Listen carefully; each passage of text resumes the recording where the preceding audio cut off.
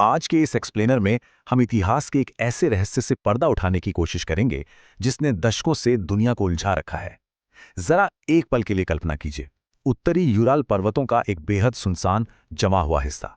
चारों तरफ सिर्फ और सिर्फ बर्फ का समंदर है और एक ऐसा सन्नाटा जो सच में अंदर तक खौफ पैदा कर दे। अब मान के चलिए कि वहां का तापमान -30 डिग्री सेल्सियस है। ये कोई मामूली ठंड नहीं है। ये एक ऐसी ठंड है जो कुछ ही मिनटों में बहते खून को भी जमा दे। हवाएं इतनी तेज चल रही हैं कि किसी भी इंसान के लिए अपने पैरों पर सीधा खड़ा रहना लगभग नामुमकिन है। मतलब ये कोई आम बर्फीली रात नहीं थी, बल्कि एक जानलेवा तूफान था। और ठीक इसी खतरनाक बर्फीले पहाड़ पर एक टेंट के अंदर 9 लोग सो रहे थे। ध्यान देने वाली बात यह है कि ये कोई नौसिखिए या आम मुसाफिर नहीं थे। बिल्कुल नहीं। ये सोवियत संघ के बेहद सक्षम और हाई लेवल के अनुभवी पर्वतारोही थे। पहाड़ों के हर खतरे और मौसम के हर मिजाज को वे बहुत अच्छी तरह से समझते थे। लेकिन अगली सुबह उनमें से एक भी व्यक्ति जिंदा नहीं मिला। और एक खौफनाक सच इस पूरे मामले को एक बिल्कुल नया मोड़ देता है। बाहर निकलने के लिए उन्होंने टेंट के दरवाजे का इस्तेमाल नहीं किया, बल्कि उन्होंने पूरी घबराहट में अपने ही टेंट को अंदर से चाकू से फाड़ दिया और उस जमा देने वाली ठंडी रात में बाहर निकल गए। सवाल उठता है कि बिना गर्म कपड़ों के इतने भयानक तूफान में कोई क्यों भागेगा?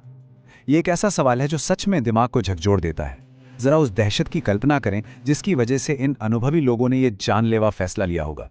ऐसी कौन सी भयानक चीज थी जिससे बचने के लिए उन्होंने बिना ठीक से कपड़े पहने बाहर भागना ज्यादा सुरक्षित समझा? और दुख की बात है कि सुबह का सूरज देखने के लिए उनमें से कोई भी जीवित नहीं बचा। तो चलिए इस पूरे रहस्य की गहराई में चलते हैं और देखते हैं कि ये सब कैसे शुरू हुआ। इसके लिए हमें समय में थोड़ा पीछे साल 1959 में जाना होगा। योजना बिल्कुल साफ थी। कुछ दिनों में उत्तरी यूराल पर्वतों की इस कठिन यात्रा को पूरा करना है और सुरक्षित वापस लौटना है। इस दर्दनाक यात्रा की टाइमलाइन पर नजर डालें तो शुरुआत 10 युवा पर्वतारोहियों के साथ हुई थी। लेकिन कुछ ही दिनों बाद एक सदस्य बहुत बीमार पड़ गया और उसे यात्रा बीच में ही छोड़कर वापस लौटना पड़ा। उस समय किसी को अंदाजा भी नहीं था कि बीमार पड़ने का यह दुर्भाग्यपूर्ण फैसला असल में उसकी जान बचाने वाला सबसे बड़ा वरदान साबित होगा। बाकी बचे 9 लोग आगे बढ़ते रहे और हफ्तों बीत जाने के बाद भी वे कभी वापस नहीं लौटे। जब तय समय के कई दिनों बाद भी उन 9 लोगों की कोई खबर नहीं मिली तो जाहिर है एक गहरी बेचैनी छा गई। इसके बाद एक बहुत ही बड़े पैमाने पर खोज अभियान शुरू हुआ। बचाव दल पहाड़ों के चप्पे चप्पे को छान मार रहा था, इस उम्मीद में कि शायद कोई सुराग मिल जाए। और जो सुराग उन्हें मिला उसने पूरी दुनिया को हैरान कर दिया। खोज दल को सबसे पहले उनका टेंट मिला, जो जैसा कि हमने बताया अंदर से पूरी तरह फटा हुआ था। वहां से दूर जंगल की तरफ जाते हुए पैरों के निशान भी थे। लेकिन सबसे ज्यादा चौंकाने वाली बात, जो सच में किसी भी तर्क से परे है, वो ये थी कि कुछ निशान नंगे पैरों के थे, कुछ ने सिर्फ मोजे पहने हुए थे। -30 डिग्री की भयानक ठंड में उनके पास लगभग कोई गर्म कपड़ा नहीं था। अगर हम घटनास्थल के भूगोल को समझने की कोशिश करें तो ये रोंगटे खड़े कर देता है। खोज दल ने सबसे पहले एक बड़े पेड़ के नीचे 2 शवों को खोजा। उसके बाद वापस टेंट की तरफ जाने वाले रास्ते पर 3 और शव मिले। और बाकी बचे 4 शवों को खोजने में तो महीनों लग गए, क्योंकि वो बर्फ में बहुत गहराई में दबे हुए थे। शवों के इस तरह फैले होने से उस रात की अफरा तफरी का साफ पता चलता है। पहले जो 5 शव मिले, उनकी स्थिति उनके आखिरी पलों के दर्दनाक जंग को बयां करती है। पेड़ के नीचे मिले 2 लोगों ने ठंड से बचने के लिए एक छोटी सी आग जलाने की बेतहाशा कोशिश की थी। वहीं रास्ते पर मिले 3 लोगों को देखकर साफ लग रहा था कि वे अपनी जान बचाने के लिए रेंगते हुए वापस टेंट की ओर लौटने की कोशिश कर रहे थे। लेकिन ठंड और थकावट के आगे वे हार गए और रास्ते में ही गिर पड़े। अब तक तो पहले 5 शवों की मौत का कारण भीषण ठंड को ही माना जा रहा था, और ये बात समझ में भी आती है। लेकिन इस रहस्य का सबसे खौफनाक और उलझा हुआ हिस्सा तब सामने आया जब महीनों बाद भारी बर्फ के नीचे दबे बाकी 4 शवों को निकाला गया। जब उनकी जांच की गई ना, तो जो तथ्य सामने आए उन्होंने जांचकर्ताओं के पूरी तरह से होश उड़ा दिए। और यहीं पर इस केस का सबसे बड़ा विरोधाभास, या कहें सबसे बड़ा रहस्य सामने आता है।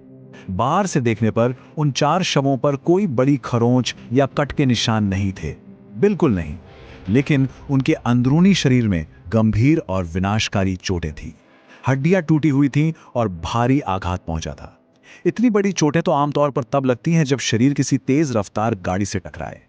बिना किसी बाहरी चोट के ऐसी भयानक अंदरूनी चोटें आखिर कैसे लग सकती हैं? इस घटना को हुए कई दशक बीत चुके हैं। जांचकर्ताओं, वैज्ञानिकों और इतिहासकारों ने अनगिनत रिपोर्टें लिखी हैं। हर कोई बस एक ही सवाल का जवाब तलाशने की कोशिश कर रहा है कि उस रात आखिर ऐसा क्या हुआ था जिसने इस पूरी घटना को अंजाम दिया। चलिए उन मुख्य थ्योरियों पर एक नज़र डालते हैं जो समय समय पर सामने आती रही हैं। कुछ लोगों का मानना है कि शायद बर्फ का एक छोटा हिमस्खलन हुआ होगा जिससे वो घबराकर भागे। कुछ कहते हैं कि ये तेज हवाओं ने पहाड़ों से टकराकर ऐसी खौफनाक आवाज़ें पैदा की होंगी जिससे उन्हें भयंकर पैनिक अटैक आया। कुछ लोगों ने तो ये भी दावा किया कि वहाँ कोई गुप्त सैन्य परीक्षण चल रहा था और बात अज्ञात जीवों या एलियंस तक भी गई। लेकिन सबसे महत्वपूर्ण बात यह है कि इन सभी दावों के सामने कोई ठोस प्रमाण नहीं मिला। कोई भी एक थियरी उन सभी अजीब सबूतों को एक साथ सही साबित नहीं कर पाती। सालों की जांच, आधुनिक तकनीक और हर संभव प्रयास के बाद भी एक कड़वा सच यही है कि द्यातलोव पास मिस्ट्री आज भी दुनिया के सबसे रहस्यमयी मामलों में गिनी जाती है। इसका सच आज भी उन यूराल पर्वतों की जमा देने वाली बर्फ के नीचे पूरी तरह से दफन है। ये सच में एक ऐसी पहेली है जिसने समय को भी मात दे दी है। और इसलिए अंत में हमारे सामने सिर्फ एक ही सवाल बाकी रह जाता है। उस बर्फीली रात में ऐसा क्या हुआ था जिसने 9 बेहद सक्षम पर्वतारोहियों को मौत के मुंह में धकेल दिया? इस एक्सप्लेनर को हम इसी अनुत्तरित और खौफनाक सवाल के साथ छोड़ते हैं। यह एक ऐसा रहस्य है जो शायद हमेशा के लिए अनसुलझा ही रहे।